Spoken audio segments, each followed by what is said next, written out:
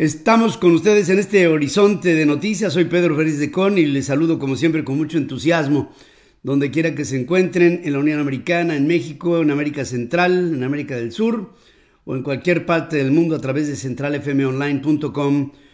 Estamos también transmitiendo a través de nuestra enorme cadena de radio y televisión, de estaciones hermanas, asociadas y afiliadas.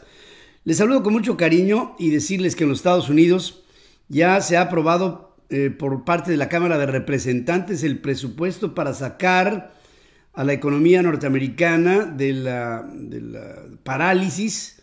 Otra vez hay otro paquete, en esta ocasión por 1.9 trillones de dólares, o sea, 1.900.000 millones de dólares que solamente en la Cámara Baja han sido aprobados. Ahora se envía al Senado, habrá un poco más de dificultad ahí para que esto se apruebe de manera integral, ya que, pues si bien es cierto, el Partido Demócrata tiene una mayoría de 50 legisladores, es decir, senadores, más uno, que es Kamala Harris, la vicepresidenta de los Estados Unidos.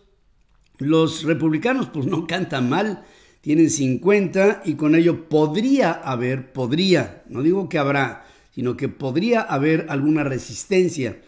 Después seguirá el trámite de lo que sería la aprobación y en su caso para el próximo, tan lejos como el viernes, podríamos ver que esto se hubiera desahogado. Hay la propuesta de dar un cheque por $1,400 para desempleados, una ampliación en las prestaciones por el desempleo, financiamiento para la compra de vacunas y también pruebas para el COVID y 129,000 millones de dólares para colegios, más créditos para la crianza, créditos tributarios por ingresos por trabajo, un plan para elevar el salario mínimo a $15 por hora, eventualmente hasta el 2025, y el presidente de la Comisión de Presupuestos dice que estamos en una carrera en contra del tiempo. Hay que hacer una acción muy agresiva, muy consolidada, muy concreta en la nación para que salgamos de las profundas heridas humanas que nos ha causado la inacción de la economía. Mientras tanto, Jason Smith, republicano, dice que los 350,000 millones de dólares de ayudas estatales y locales fomentarán los confinamientos. ¿Por qué? Porque va a llegar dinero a las familias y este dinero, teniéndolo, digamos, una persona, pues dirá, ¿para qué trabajo si aquí tengo un financiamiento? Es una realidad un tanto virtual esto de que recibo dinero y por lo mismo mejor no trabajo, porque también en ello hay un proceso para vacunar a toda la población norteamericana y entonces no habría ninguna justificación. De pensar así, pues no habría ningún paquete económico para nada. Aquí de lo que se trata es de sacar, como dice Anthony Fauci, a la sociedad a trabajar por ahí de finales de otoño y dejar de usar el cubrebocas para principios del 2022. Mientras tanto, Janet Yellen, que es la secretaria del Tesoro norteamericana, asegura que se juzgará el éxito del plan de estímulo de Joe Biden por la rapidez con la que la economía vuelva a niveles del desempleo que tenía antes del COVID, que era un desempleo obviamente mucho menor al que se ha dado luego de esta pandemia y parálisis. Estados Unidos ya superó el día de ayer el 500,000 de muertos por COVID, 500,071 fallecidos. Este es un dato que ha sido recopilado y seguido desde el principio por la Universidad Johns Hopkins. Y en ello, pues nada más con decirles que las muertes por COVID han superado a las enfermedades crónicas de vías respiratorias inferiores, derrames cerebrales, o sea, aneurismas, Alzheimer, gripes y neumonía, todo combinado. O sea, estas enfermedades y las consecuencias de muerte comparados con solamente, estamos hablando de el COVID, estamos viendo más muertos en el COVID que en estas 5 afecciones, que son afecciones muy importantes entre las sociedades modernas. Joe Biden el presidente de los Estados Unidos pide guardar un minuto de silencio ante más de 500,000 de muertes registrados en los Estados Unidos. Ordenó que todas las banderas ondeen a media asta en las propiedades federales, en las instalaciones militares, que se haga por los próximos 5 días, y este comunicado se da desde la Casa Blanca. 19% del total de muertes por COVID a nivel mundial se han producido en los Estados Unidos, el país que más muertes ha registrado en todo este proceso pandémico. Mientras tanto, esto sucede, hay un personaje que no deja de existir, o más bien dicho, persiste en la información, que es Donald Trump. Por lo pronto, la nota de hace unas cuantas horas es que la Corte Suprema se negó a anular un fallo que le ordena al expresidente Donald Trump entregar su hoja de declaraciones de impuestos ante una fiscalía en Nueva York que está comandada por el fiscal Cyrus Vance Jr. Este hombre, Cyrus Vance, es hijo de otro que fuera secretario de Estado norteamericano. Cyrus Vance Jr. es fiscal por el distrito de Manhattan. Ha intentado en reiteradas ocasiones desde el 2019 obtener las hojas de impuesto, de taxation, del presidente entonces, hoy expresidente, y no había sido posible. El presidente se acogió a través de su equipo de abogados para que lo defendieran en la imposibilidad de entregar esto, aduciendo 1000 cosas, y la Suprema Corte dice, no, ya estuvo, y la entrega de las hojas de impuestos de la organización Trump tendrán que ser entregadas. Mientras esto sucedía y se determinaba esto en la Suprema Corte de los Estados Unidos, el expresidente Donald Trump inmediatamente reaccionaba y decía, este veredicto es la mayor cacería de brujas de la historia fascista de los Estados Unidos.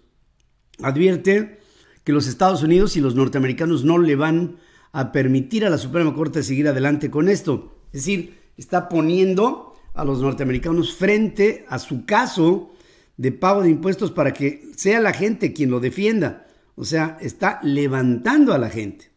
Y no solamente está levantando a la gente porque quiere amasar más capital político. No, el próximo domingo en Orlando habrá un evento en el que el keynote speaker central será justamente Donald Trump. ¿Y saben ustedes qué va a pedir en este discurso? Va a pedir abrogarse para sí el liderazgo del Partido Republicano. O sea, el hombre sale de la presidencia en este mar de protestas por el supuesto fraude cometido en su contra, y ahora quiere adueñarse del Partido Republicano y hacer que este partido sea un frente común hacia su causa. La otra, en caso de que no fuera posible que se arropara con el Partido Republicano y que el Partido Republicano le dijera que no, él tendría entonces como su, digamos, plan B, el echar a andar una iniciativa para tener su propio partido político. El camino, por supuesto, que es más complejo. No es lo mismo un vehículo andando que uno que se empieza a armar. El tener al Partido Republicano de su lado y en su control para Estados Unidos sería una afrenta tremenda en términos de lo que se busca ahora, que es la unidad, el trabajo, el respeto entre todos, el que terminen los agravios interiores en el país y se concentre Estados Unidos en crecer y en distender todas las políticas internacionales que dejó muy chuecas el presidente Donald Trump, la relación con Europa, con China, con la Organización Mundial de la Salud, con los acuerdos transpacíficos, con el tratado comercial con Canadá y con los Estados Unidos, los aranceles, en fin, Corea del Norte, hay Irán, bueno, hay infinidad de asuntos que están, Rusia, por supuesto, está todo pendiente y está todo colgando de alfileres, y mientras que Joe Biden trata de jalar eso hacia adelante para el tema del DACA, el tema de los migrantes en lo general, el Obamacare, tanto que dejó en un pendiente que ahora pues, al presidente Biden, en caso de que Donald Trump pudiera lograr sus objetivos, pues estaría tratando de administrar al país para llevarlo hacia adelante, pero viendo de lado para ver en qué momento el presidente o el expresidente Donald Trump se le echa encima. Mientras que esto sucede, Kristalina Georgieva, que es la directora gerente del Fondo Monetario Internacional, asegura: en este momento el reto más importante económico que tiene el mundo es sacar al mundo de la pandemia. Primero que nada, no podemos hacer nada si no sacamos al mundo de la pandemia, porque sería entonces sacarlo de la parálisis económica. Y si bien es cierto, digamos, Kristalina Georgieva es la directora gerente de una instancia financiera, fiduciaria de crédito bancario internacional, como es el Fondo Monetario Internacional, pareciera como si fuera una declaración del director general de la Organización Mundial de la Salud, y en lugar de Kristalina fuera Tedros Adhanom Ghebreyesus. El hecho es que pues no es Ghebreyesus, es Georgieva, y Georgieva asegura lo mismo. Primero la pandemia, y después dice: la principal política del Fondo Monetario hoy es la vacuna como solución. Tedros Adhanom, el director de la Organización Mundial de la Salud, por su parte denunció que algunos países ricos están socavando el reparto global de las vacunas y propone replantear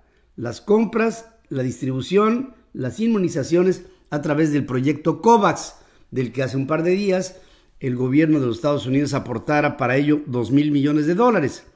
Mientras que la compañía francesa Sanofi producirá vacunas de sus competidores. Fíjense cómo está la cosa, ¿no? Sanofi buscaría su fórmula, no ha logrado alcanzarla porque todavía no está en fase 3, y mientras está en fase 3, o ya llega a poder decir: ya tengo aquí la vacuna, Sanofi dice: voy a producir, por acuerdos previos, la vacuna de Johnson & Johnson y la de Pfizer BioNTech. Es decir, se los voy a poner así, es como si la Pepsi-Cola dijera: voy a envasar Coca-Cola y voy a hacer un co-branding Pepsi-Cola Coca-Cola con mi marca. O sea, es así. Pero obviamente para la vacuna y para la mayor producción de la misma, ante la enorme demanda, somos 7.500 millones de seres humanos en el planeta. O sea, esto tiene que ser, y tiene que ser ya. Mientras que en el Reino Unido, Boris Johnson dice que para junio tiene que haber una normalidad en la economía y las actividades inglesas. Y con ello, si bien es cierto, no se podría alcanzar la inmunidad de rebaño, de todas maneras piensa el Reino Unido que las previsiones están tomadas como para poder sacar adelante este reto. También decir, en el caso de México, es muy, muy triste lo que está pasando en nuestro país, porque el auditor superior de la Federación, señor David Colmenares, dio a conocer datos sobre la auditoría practicada al gobierno federal en el ejercicio presupuestal del 2019, y habló de gastos extraordinarios por más de 234% en los costos generados por la cancelación del Aeropuerto Internacional de la Ciudad de México. Habló de gastos extraordinarios en diferentes dependencias, extraordinarios e injustificados. El presidente lo reconvino en las mañaneras y dijo que eran datos exagerados y que él tenía otros datos. Y David Colmenares, horas después, siendo la Auditoría Superior de la Federación una entidad autónoma, dobló las manos y reconoció que había ciertas inconsistencias en la auditoría presentada por su instancia, que es, insisto, no es, decía la secretaria de la Función Pública ante el reproche de la Auditoría Superior de la Federación, que le había pedido datos a la secretaria de la Función Pública y que hasta se había negado. Dice: en ningún momento me negué, dice la secretaria de la Función Pública, a la solicitud de la Auditoría Superior de la Federación. Esta dependencia no es una dependencia. La Auditoría Superior de la Federación es una instancia independiente, autónoma, si acaso que comparece con sus datos ante el Congreso mexicano.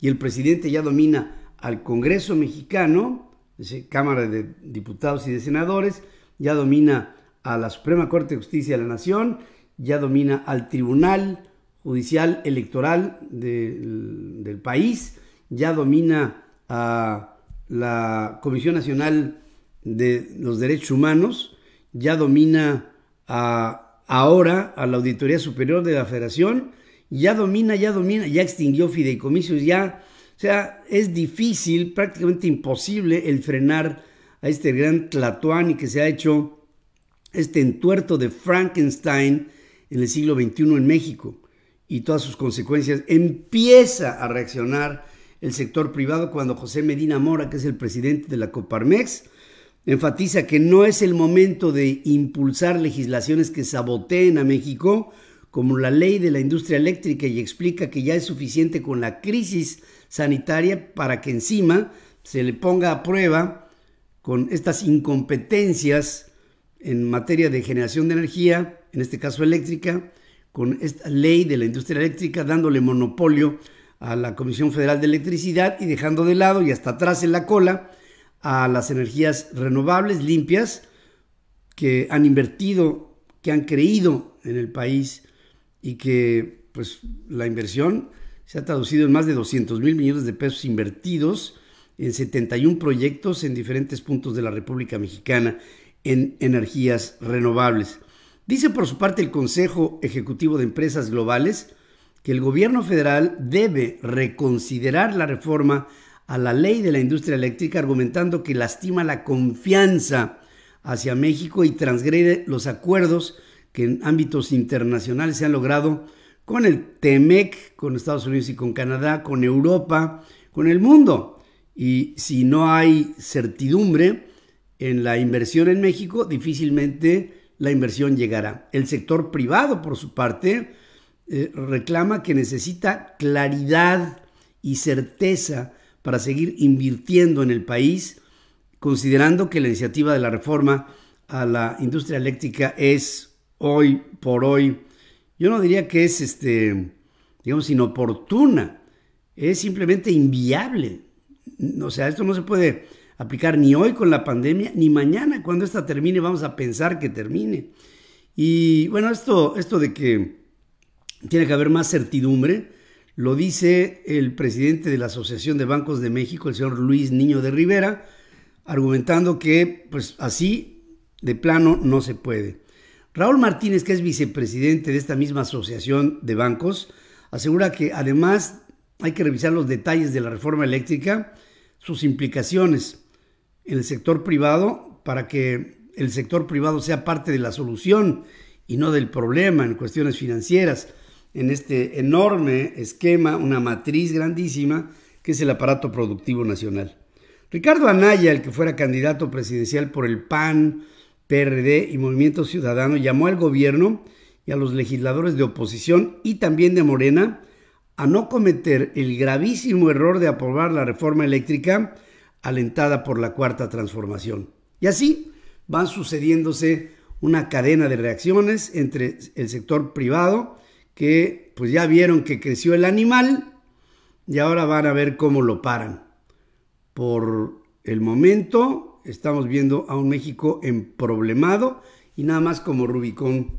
Ayer se reinició la siguiente etapa de vacunación a adultos mayores en la capital de la República Mexicana. En medio de un caos de horas y horas de espera, se pudo dispersar, obviamente mucho menos de lo que la gente tenía como expectativa en la vacuna.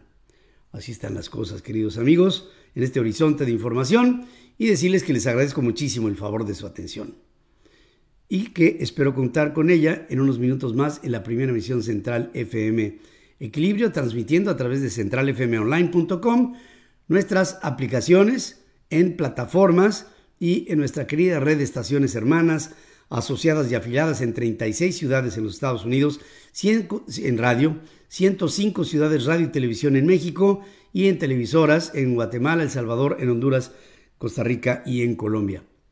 Es un placer el estar con ustedes. Gracias por su atención. Buenos días.